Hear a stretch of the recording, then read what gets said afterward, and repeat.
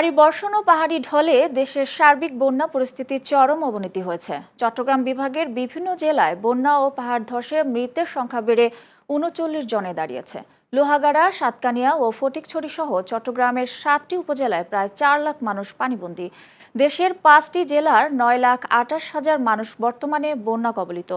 উদ্ভূত পরিস্থিতি মোকাবেলায় বেসামরিক প্রশাসনকে সহায়তায় চট্টগ্রামে সেনাবাহিনী মোতায়েন করা হয়েছে। তারা দুর্গত এলাকায় ক্যাম্প স্থাপন করে উদ্ধার ও ত্রাণ কার্যক্রম চালাচ্ছেন। দুর্যোগপূর্ণ আবহাওয়ার কারণে চট্টগ্রাম বোর্ডের আজকের এইচএসসি ও সমমানের পরীক্ষা স্থগিত করা হয়েছে।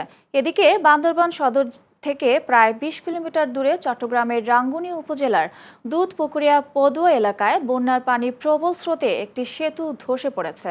এতে বান্দরবান রাঙামাটি সড়কপথে যান চলাচল বন্ধ হয়ে গেছে।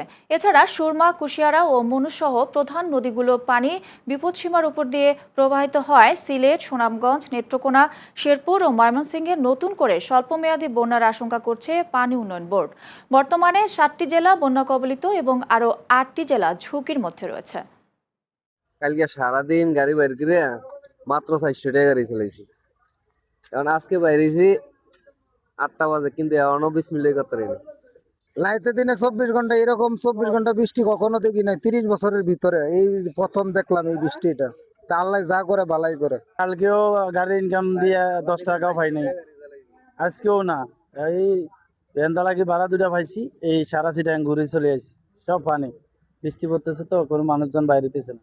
এবার অনেক বৃষ্টি হয়েছে, এখন বৃষ্টি রাস্তাঘাট ভরে গেছে, মানুষ হাঁটতে পারে না। আবার জোয়ারও অনেক বেশি জোয়ার। মানুষের কাজ কাম তো হচ্ছে না, গাড়ি ঘোড়াও চলতেছে না। আমাদের যাত্রীরা যে কাজে যাবে সে কাজও তো সুযোগ নাই।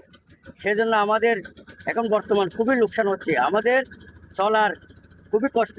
শহরে পানি উঠলে তো আপনার মনে করেন জলবদ্ধতা, নালার কাঁচরা গুচরায় মানুষের অসুবিধা হয়।